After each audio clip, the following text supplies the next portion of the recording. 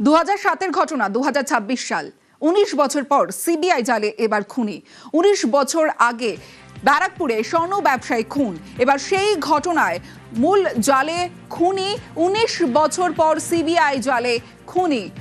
2007-এর ঘটনা এবং 2007-এর পর 2026 উত্তরপ্রদেশের গোরক্ষপুর থেকে গ্রেফতার করা হয়েছে স্বর্ণ ব্যবসায়ী সুকান্ত ঘোষ খুনে গ্রেফতার খুনি।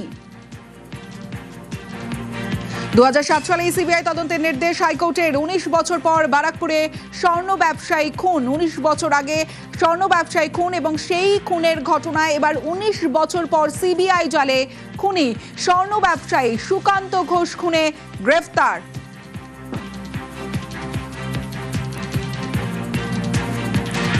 অমিত রয়েছে আমার সঙ্গে, অমিতের সঙ্গে কথা বলবো।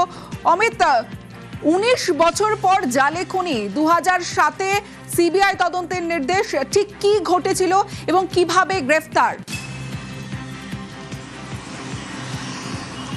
দেখো, ব্যারাকপুরের স্বর্ণ ব্যবসায়ী সুকান্ত ঘোষ তাকে খুন করা হয়েছিল এবং তিনি সেই খুনের ঘটনা 2007 সালে, তোমাকে জানিয়ে রাখবো সিবিআই সূত্রে যেটা জানা যাচ্ছে 2007 সালের খুনের ঘটনা, যে খুনের ঘটনায় কলকাতা হাইকোর্ট থেকে সিবিআইকে তদন্তের নির্দেশ দেওয়া হয়েছিল।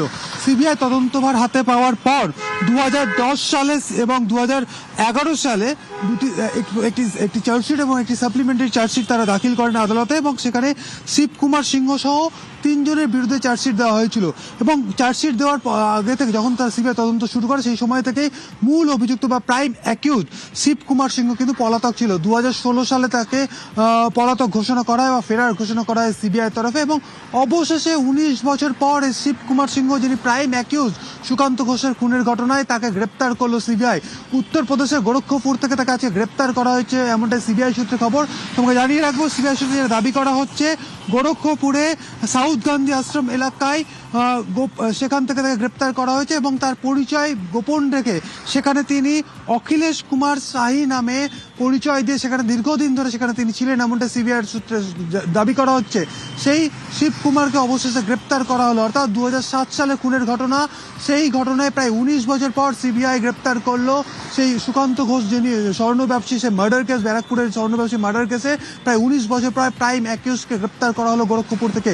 গোরক্ষপুরে তিনি নাম পরিচয় বদলে সেখানে অখিলেশ কুমার শাহী নামে এই নামে সেখানে থাকছিলেন, এমনটাই সিবিআই সূত্রের দাবি। অবশেষে তাকে গ্রেপ্তার করলো সিবিআই এবং তাকে ট্রানজিট রিমান্ডে পশ্চিমবঙ্গে নিয়ে আসা হবে এবং তাকে পরে সিবিআই আদালতে পেশ করা হবে।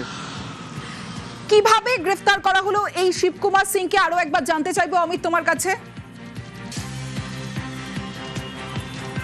দেখো, শিবকুমার সিং যিনি হচ্ছে প্রোক্লেম অফেন্ডার, অর্থাৎ তিনি পলাতক, তাকে বা ফেরার তাকে ঘোষণা করা হয়েছিল সিবিআইয়ের তরফে এবং সিবিআইয়ের তরফে এই শিবকুমারের বিভিন্ন সময় তার খোঁজ কিন্তু চালানো হচ্ছিল সিবিআইয়ের তরফ থেকে এবং নির্দিষ্ট কিছু টিপ অফ সিবিআই পান এবং যেহেতু ফেরার অ্যাকিউজ, সেক্ষেত্রে শিবকুমারের যে ছবি সিবিআইয়ের কাছে ছিল এবং তাদের যে নিজস্ব যে ইন্টেলিজেন্স ইনপুট রয়েছে, যারা মূলত সিবিআইকে বিভিন্ন তাদের ফেরার অভিযুক্তদের সম্পর্কে তথ্য প্রদান করে, সেক্ষেত্রে অখিলেশ কুমার শাহী নামে একজন, তিনি গোরক্ষপুরে থাকছিলেন, এমনটাই সিবিআই সূত্রে জানা যাচ্ছে। তার সম্পর্কে বেশ কিছু তারা তথ্য পান।